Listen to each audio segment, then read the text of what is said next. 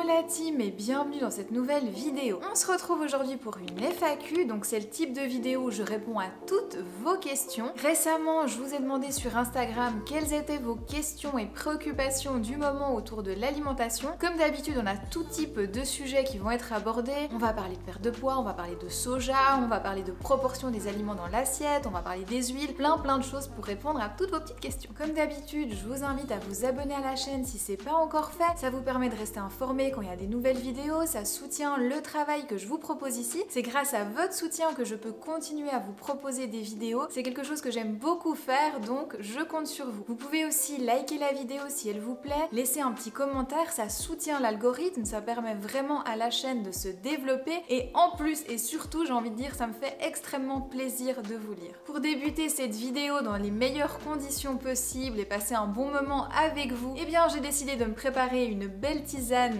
d'hibiscus, la fameuse. J'ai un très grand verre, ce qui signifie qu'il y a beaucoup de questions, donc allez, cette fois, on se lance. Première question, c'est Flora qui demande si ça fait pas un peu beaucoup de consommer une collation le matin et l'après-midi. Pour cette question, Flora, ma réponse, ça va être oui et non. En fait, ça dépend déjà de qu'est-ce que tu manges globalement sur ta journée, et après, si tu te poses cette question, ça veut dire que tu n'écoutes pas ta faim, et ça, c'est pas très bien. En fait, ce qu'il faut, c'est vraiment comprendre, est-ce que j'ai faim? Est-ce que j'en ai besoin? Est-ce que c'est de la vraie faim? Parce que des fois on n'a pas faim, mais on est stressé, on est angoissé et on a envie de manger. Donc déjà bien distinguer. Est-ce que c'est de la vraie faim? Si c'est le cas, eh bien tu en as besoin et dans ce cas il n'y a aucune raison de se priver. Sur le fond, il y a deux types de personnes, celles qui aiment consommer des grosses portions lors des repas et qui n'ont donc pas tellement besoin de collation. Et puis il y a aussi les personnes qui préfèrent consommer des plus petites portions lors des repas et elles, en général, elles ont besoin de collation. Il n'y a pas de bonne ou de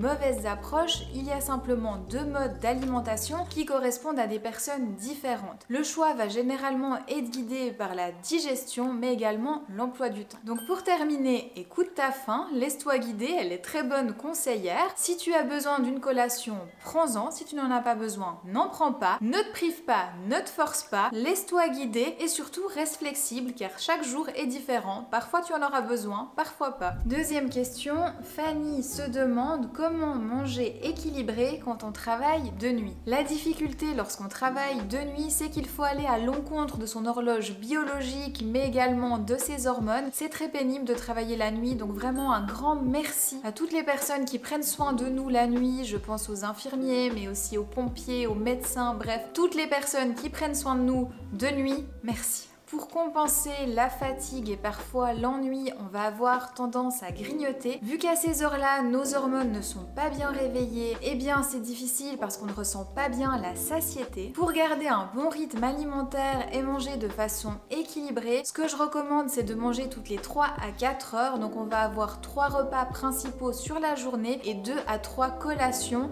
tout ça sur une période de 24 heures. Manger selon le moment de la journée où on se trouve. Donc si c'est le matin, consommer des aliments que vous avez l'habitude de consommer au petit déjeuner, pareil pour midi, pareil pour le soir. Pendant la nuit, je vous recommande plutôt des collations plutôt protéinées et peu sucrées et évitez de prendre un gros repas à des moments où vous avez l'habitude de dormir. Mangez une petite collation avant de vous coucher, ça vous évitera de dormir l'estomac vide, et aussi buvez beaucoup d'eau et évitez au maximum la caféine. Voilà, j'espère que ces indications vous aideront à garder le cap et à éviter les grignotages qui sont souvent le problème dans ce type de situation. Je sais que c'est pas évident, mais quand on grignote comme ça un petit peu par-ci par-là toute la nuit, au final ça fait quand même des grosses quantités. Pour éviter ça, trouvez d'autres activités, ça peut être lire, faire un sudoku, discuter avec une collègue, peu importe, je suis sûre que vous trouverez quelque chose d'autre que le grignotage.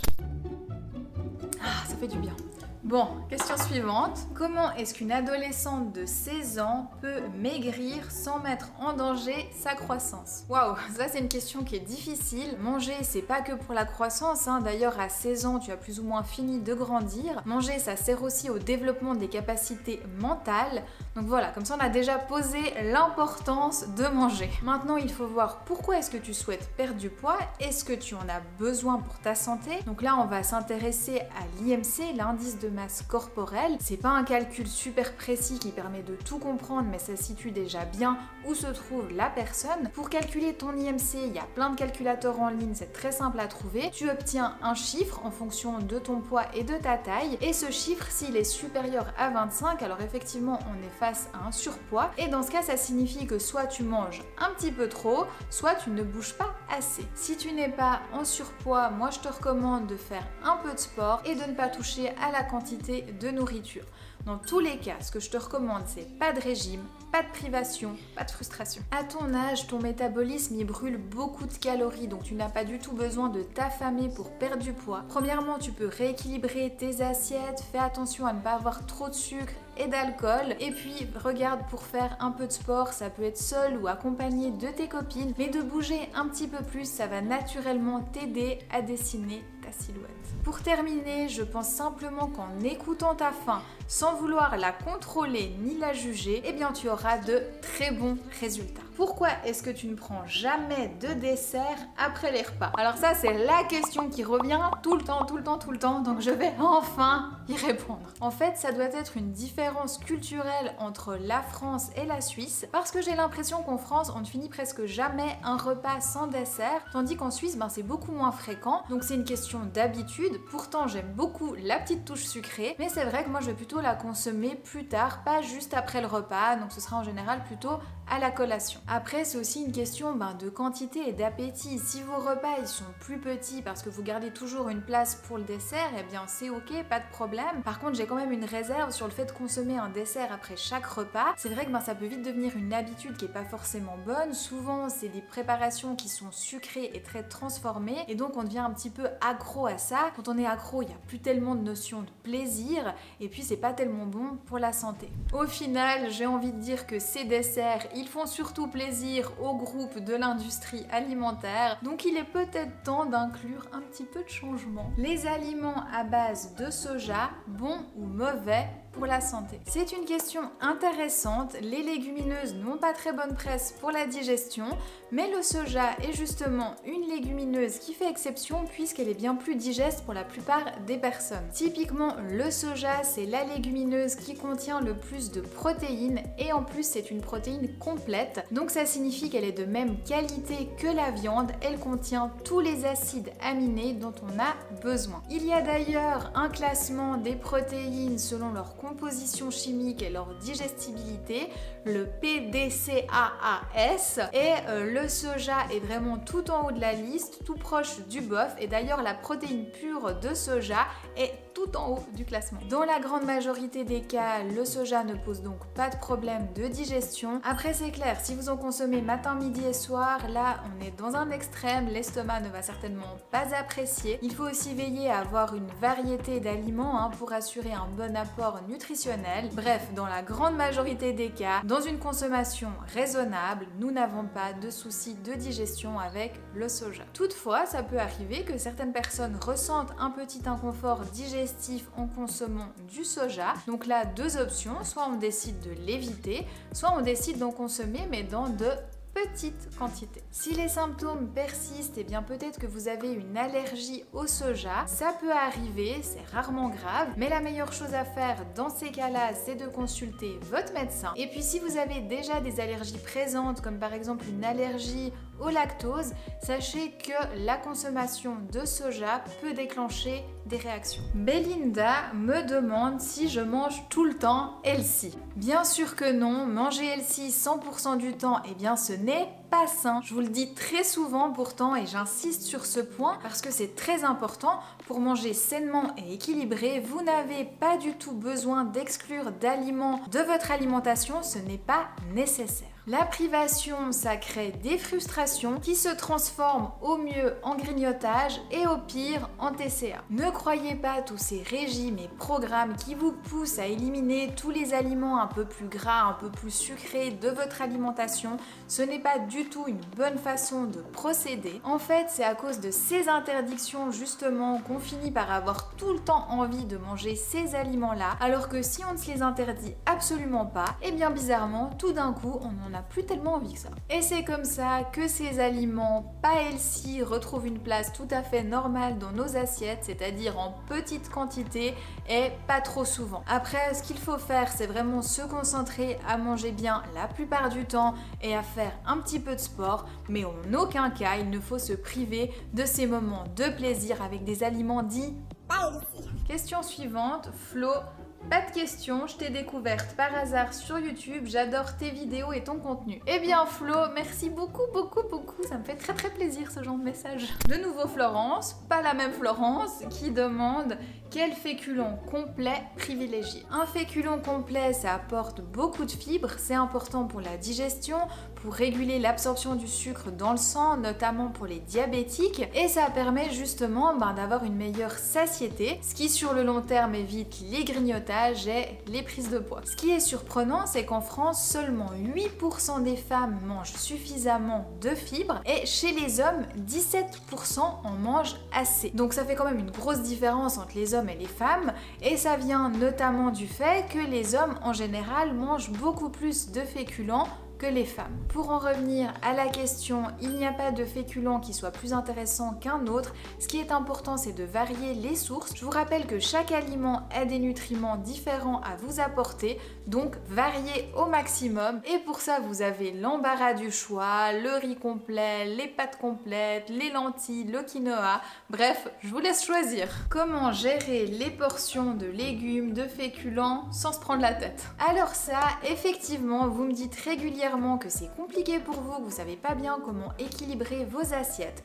Donc les amis, nous allons faire une chose très simple. Vous allez prendre une assiette et la diviser en 5 parts égales. Consacrez 2 parts aux légumes, 2 parts aux féculents, 1 part aux protéines, c'est-à-dire viande, poisson, tofu ou ce que vous souhaitez. C'est super simplifié, donc il ne faut pas prendre ça au pied de la lettre s'il vous plaît, mais c'est une excellente indication pour vous guider et pour éviter de vous prendre la tête. Après, vous pouvez adapter en fonction de votre appétit et de vos envies. Il y a certains repas où on a envie de plus de légumes, d'autres où on a envie de plus de féculents et d'autres où on a envie de plus de protéines. L'équilibre, il se fait sur une semaine, voire sur un mois, donc on lâche prise. Chaque assiette n'a pas besoin d'être parfaite. J'en profite pour vous rendre attentif à la chose suivante. Dans votre vie entière, vous allez consommer environ 100 000 repas. Donc ce n'est pas 1 ou 2 repas déséquilibrés de temps en temps qui feront la différence. Fais-tu tremper les oléagineux? Aimes-tu les graines germées? On peut faire tremper les oléagineux pour réduire l'acide phytique. Donc c'est un acide qu'on appelle aussi antinutriment, qu'on retrouve dans certains végétaux. Il empêche la bonne assimilation des minéraux, mais il n'est pas 100% négatif parce qu'il a aussi des vertus antioxydantes. Si on suit un mode d'alimentation paléo et qu'on consomme que des aliments crus, ça peut valoir la peine. Maintenant, si on a une alimentation équilibrée, ce n'est pas nécessaire. En fait, quand on consomme des légumes et des féculents cuits, la cuisson va avoir le même effet que le trempage. Donc au final, la consommation d'acide phytique est plutôt limitée et sans danger. Donc non, je ne fais pas tremper mes oléagineux, je trouve ça trop contraignant vu les bienfaits qui sont très limités. Pour la seconde partie de la question, alors oui, j'aime beaucoup les graines germées. En fait, ça apporte beaucoup de saveur, que ce soit dans une salade, dans une soupe, dans un sandwich.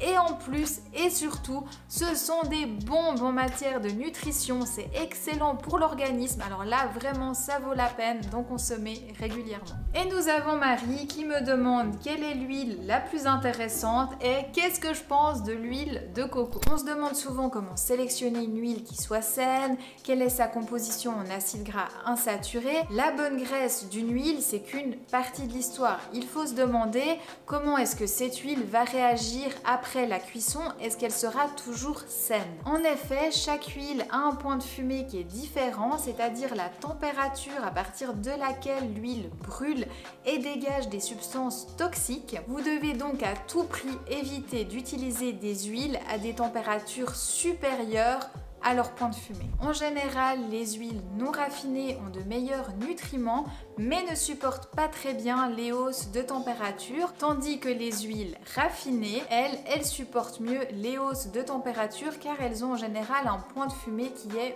plus élevé. La méthode d'extraction de l'huile va également influencer son intérêt. On peut extraire une huile avec des solvants chimiques ou en pressant des plantes et des graines. Donc on va préférer les méthodes de pression, donc par exemple l'huile d'olive pressée à froid. L'huile d'olive, c'est un petit peu la référence depuis longtemps dans les cuisines du monde entier, tout simplement parce qu'elle est polyvalente. Vous pouvez l'utiliser autant en cuisson que dans des sauces à salade. Elle aura toujours beaucoup de saveur et un très bon profil nutritionnel. L'huile de colza est aussi très polyvalente. Elle fait partie des huiles les plus équilibrées. Sa composition en acides gras mono et polyinsaturés est bien. Elle supporte une température assez élevée puisque son point de fumée est à 200 degrés et en plus elle a un goût qui est neutre, ce qui fait qu'on peut l'utiliser dans beaucoup de préparations. L'huile de coco a fait sa place dans nos cuisines, mais pas que. C'est vrai qu'on la voit de plus en plus utilisée pour les soins de beauté. Pour la cuisine, elle va nous intéresser par le fait qu'elle supporte bien des températures plutôt élevées et aussi pour sa délicate saveur de